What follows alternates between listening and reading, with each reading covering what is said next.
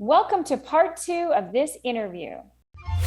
Welcome to the Jennifer J. Hammond Podcast. Jennifer is a licensed realtor, educator, speaker, and best-selling author. Jennifer's goal is to help you find your yay in every day. And I'm going to give you urgency for the boot camp. Today is Saturday, May the 14th, 2022. That boot camp is not always going to be around. You know, Merrill has been so generous about doing the boot camp once a month. He's now done over 30 of these boot camps. And if you're part of the group, then you're obviously in the Facebook group and you can go back and listen to these. But as you can see, things are constantly changing. And the whole model of what Merrill is doing is also changing. So I can't encourage you enough to make sure you go. If you're on the in the clubhouse, you can see it. But otherwise, I'll make sure we put it up here. It is getfundablejennifer.com, getfundablejennifer.com, and go ahead and register. So I'm starting to get questions. So if you want to, you can always go through the room chat and you can leave these questions. Or again, if you can do. You can also raise your hand in Clubhouse. That's totally fine with us too. So Erica Rogers says, good morning to the Superstar Credit Team. Yay! Yes. So, and her question is, so you're saying that if you're not a credit user, you become a credit loser? Go, Erica. All right. So yes, you will in financially stressful times, either personally or nationally, right? If your borrower behaviors make you look like you're heading towards bankruptcy or you're heading towards a late payment, and this is simple to measure, you guys.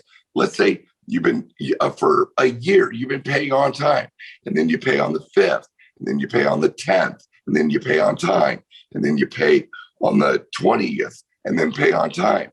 That is borrower behavior that says you're struggling to make that payment. They may reduce your limit. So you will lose, Erica. Absolutely. You will lose credit lines if it's personal financial stress or national financial stress. They want to pull back those unused limits that you're not using and give them to people who will use it, because that's the only time, even financial stressful times for banks, they need to make money. They want to reallocate those limits to other fundable borrowers. Okay, and I have another question. Does the FICO resilience score apply to businesses as well? That's from Erica Rogers. Okay, Erica. No, it is solely a personal borrower metric. So it does not help. The resiliency score basically is over the next 6 months, what's my likelihood of falling off, right? And so it does not have to do with your business. And so one of the big differences that I wanted to chat just a little bit about before I go to more questions is, so one of the things about the business credit in the United States versus the personal credit. So number one, we've talked about this before about the personal credit is something that, first of all, you have to have the goose that lays the golden egg, as you often say. You have to have really good personal credit. And then you're starting to establish all these business lines of credit. And it's definitely a very different, let's say, set of behaviors. And again, with a business, it's very often that you do, charge things up, then you pay it off, then you charge things up, you pay it off. And so will you talk a little bit about, as you're going forward, you want first to prioritize your personal and then your business credit in the United States, correct? Yes. So great question. The whole point is that 80% of all business lending decisions are based on the quality and the consistency of your personal profile. The other 20%. The other 20% is based on business, right? But it's business data points. So generally speaking, business lenders are more, they may have instead of having a 30 days late, it might go to 60 or 90 before a negative remark is placed on your personal profile saying you didn't pay this American Express gold card, a business gold card, right? So you have a little bit more leeway on business. But so always must pay your personal credit cards because they're the most stringent. They're the most the highest yield behaviors you can have. So you want to pay your personal credit card, your mortgage, your auto loans, your student loans. Well, when they're out of moratorium, and then you want to and then pay your business. But if you go too far, 60 days late, 90 days late, they may cut that off and send it to collections. So the biggest thing you can do is continue to stay in touch with all of your lenders. There is an inertia. Most human beings, there's an inertia that says, I need to avoid it. I call it the ostrich effect, right? And there, we have like 10 different borrower spirit animals. The ostrich is the one who sticks their head in the sand and doesn't open up the mail, doesn't read where the balance is, doesn't read the payment due. We have to stay in contact with our lenders because many of them may have the same COVID kind of experience. They may give us some grace if we stay in contact with them. They may give us an opportunity to make it up without harming either our personal or our business profiles. So always communicate. Stay in front of it. Please stay in front of it. And open your mail, no matter what. And if it's emails, you're also going to need to open your emails and make sure that you're continuing to communicate. And I would say the same thing, even with the banks, when they were doing the 2-year moratorium, I know that was one of the biggest things that we found is that it was critical to actually be able to get whatever benefits that your bank or your lender was going to do with your mortgage. It was completely focused on you actually calling them up and telling them in a new unit at a time, this is what's happening. And this is why I need another 6 months or I need another whatever. And it was interesting because it depended on, and I think the credit cards were the same, and they wanted to see some kind of evidence that there was really somebody there doing something about it, so to speak. And actually, again, just not being the ostrich and sticking your head in the thing and not in the sand and not really paying attention. So, okay, let me go back to some of the questions. We only got about 15 minutes left, and then we're going to let poor Merrill get back in bed and feel better. So let me go back to, so the last one I have from Erica also is, what are the top 3 tips that you learned at FICO World that you think borrowers could actually implement? Okay, great. But she's holding me to the wall here. Yeah. All right, first, number one, Erica and everybody, is that another key reinforcement that they get that FICO, we learned at FICO, is that your borrower behaviors on the business and that what we call the other 20%, right? Your personal score, your personal profile is used for 80% of the decision, and your business is used for 20%. But it's not your business trade lines. It's the data. The way David explained it, it was fascinating. He goes, the biggest amount of fraud out there is you've got a borrower here, a real borrower here, a real business here, but there is no linkage between the business and the borrower, and a fraudster will come in and use the borrower data, use a new address for the business, and take out business credit cards or loans from these two unrelated entities.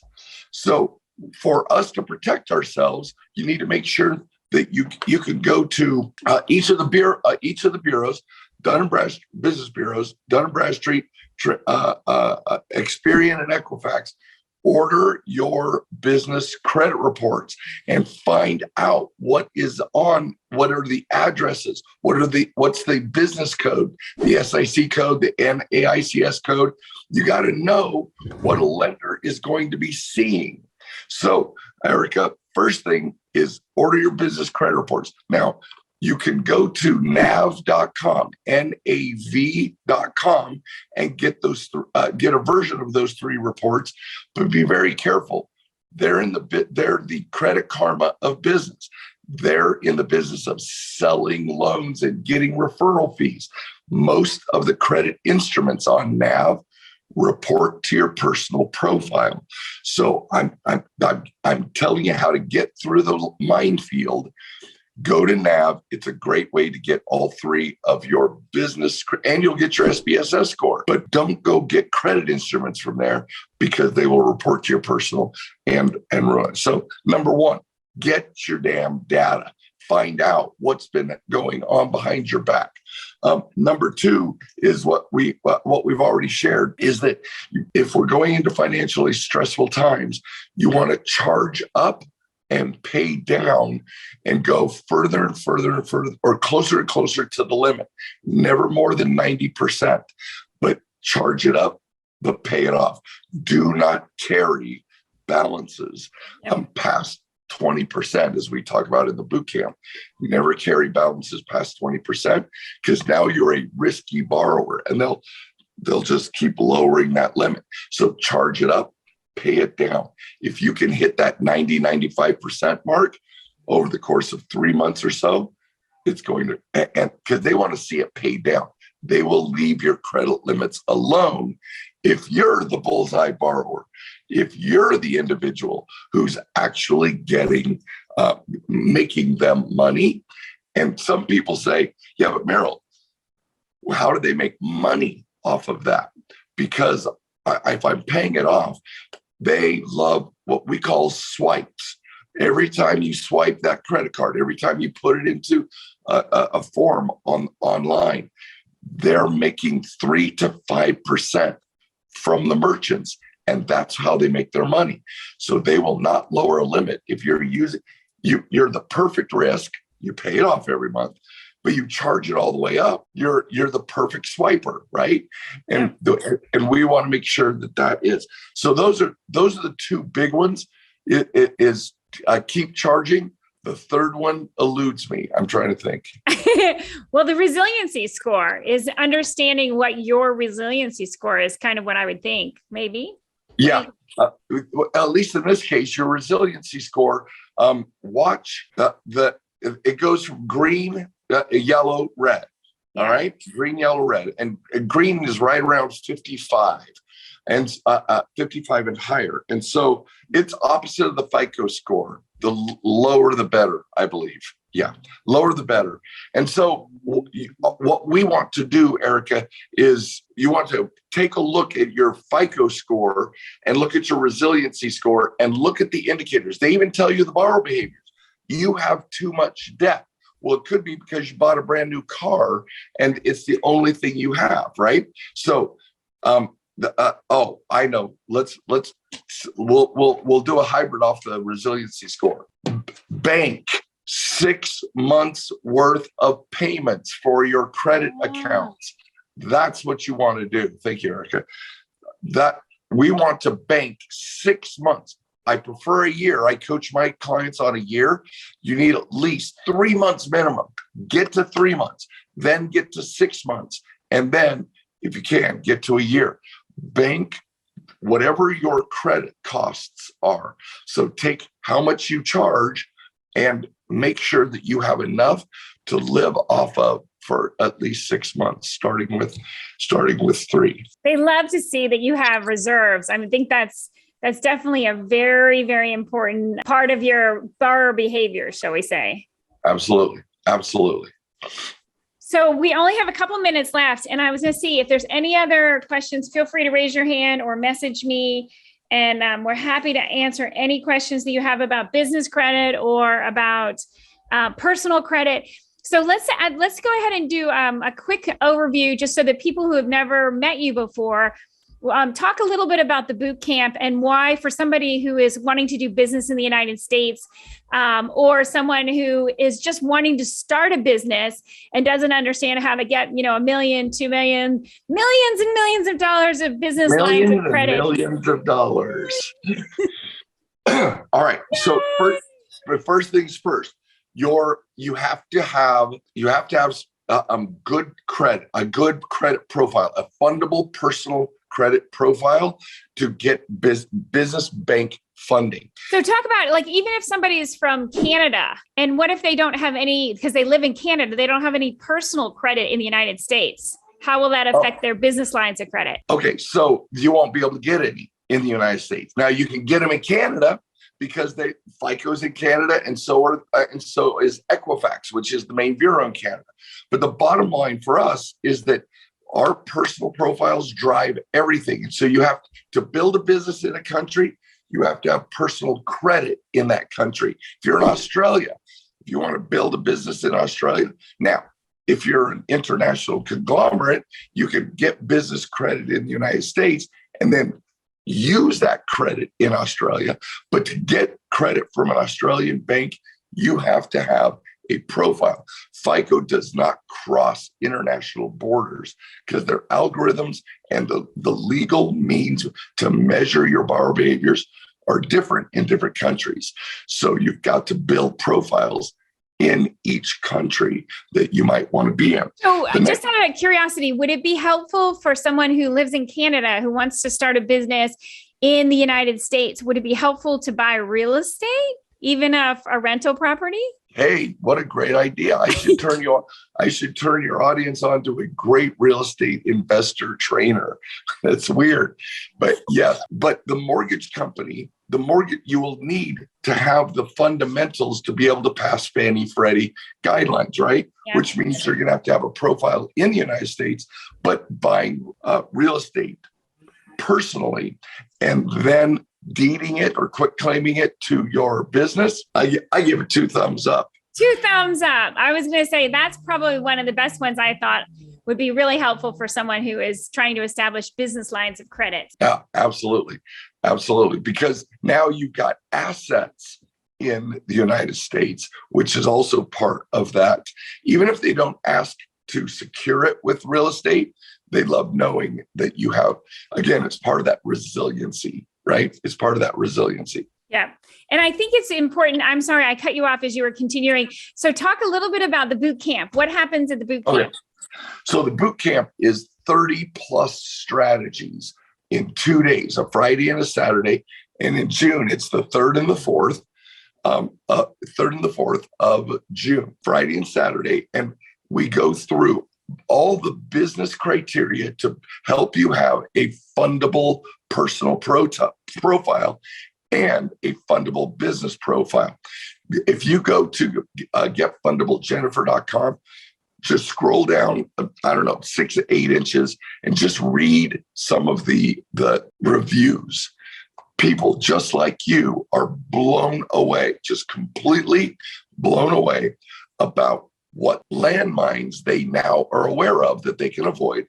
And more importantly, the strategies necessary to become fundable so that you just said that a lender finds you sexy, right?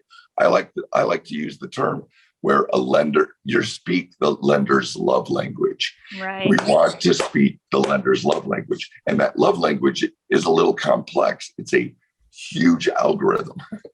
But at the boot camp, you will learn what you need to do to create that fundability, you guys. Just read the reviews. It is amazing what people have taken out of that boot camp. Yeah, and I think that's the thing is kind of being on the inside skinny. I kept using the analogy of it's like going behind the curtain at the Wizard of Oz, because understanding what they're really looking for, they don't tell you. I mean, it's kind of like if you knew, then you would do it. Just like a love language is a great way to say it. If you know how to communicate in a way that they would really understand and that they would feel loved and accepted and that they can trust you. There's a big part of any relationship that's about trust. And for the lenders, it's about trust. But how do you communicate that trust? Because you can't just go, you could trust me. Right. Well, It goes back to Ronald Reagan, right? Trust but verify. Right. When it was the nuclear arms, right? So it's like, yes, I trust you. Show me your financials. Yes, I trust you. Show me your borrower behaviors. I want to know that your behaviors match your words. Isn't that what integrity is? Yes. Is that we are in alignment with what the words we speak and the beliefs that we have.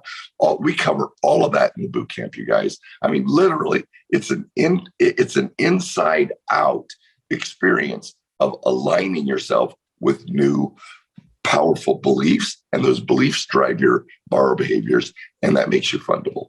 Exactly. So I wanted to see if I think John Lee, the clubhouse, my clubhouse on my phone is just weird, but I think John Lee is still in the room. John, if you're still there, I know you always have credit questions. Do you have a question for us today? Yes, thanks, Jennifer, and thank you, Chandler. I always get such good insight. Just a quick question. You might have answered this because I got cut off, but you're talking about utilization. And now, just for example, let's say I have a credit card limit of $28,000, okay? And first of all, I'm doing the 16th, we'll say, and I don't do automatic because I like to pay it myself, so I call it in because I might spend money the day before and I just want to take care of it.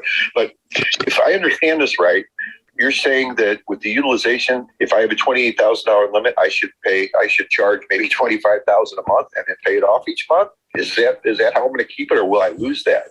So that is exactly. Now, it still works in abundant times, right? It still works when there's no financial stress because they're getting all these swipes, but the swipe fees. But during financially stressful times, this is the best way to protect it. There's no guarantee, but if you're using that limit, that makes you a bullseye borrower. They're just going to go give it to somebody who's also fundable, who will use the limits. So if we're using them intelligently and not putting them at risk, that's going to be beneficial. Now, John, you just bring up a really good point.